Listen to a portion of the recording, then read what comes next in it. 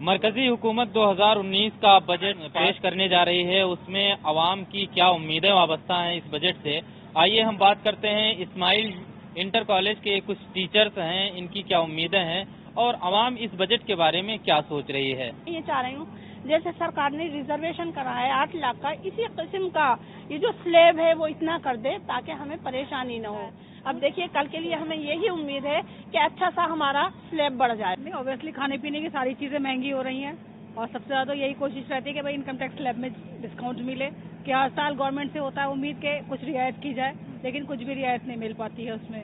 और वही हम लोग को गवर्नमेंट को लगता है कि हमें 12 मंथ की सैलरी दे रहा है, लेकिन हम लोग की 1.5 मंथ की सैलरी जो है वो टैक्स में चली जाती है। मुलाजिम हैं, उनकी उम्मीदें बजट से यही हैं कि सरकार जो टैक्स उनकी सैलरी पे लगा रही है और खाने पीने की चीज़ों पे जो महंगाई सर से ऊपर जा रही है उस पर सरकार कम करे, और यही सारी उम्मीदें यहाँ से जाहिर हो रही हैं। ईटीवी भारत के लिए खुर्शीद अहमद, मेरठ।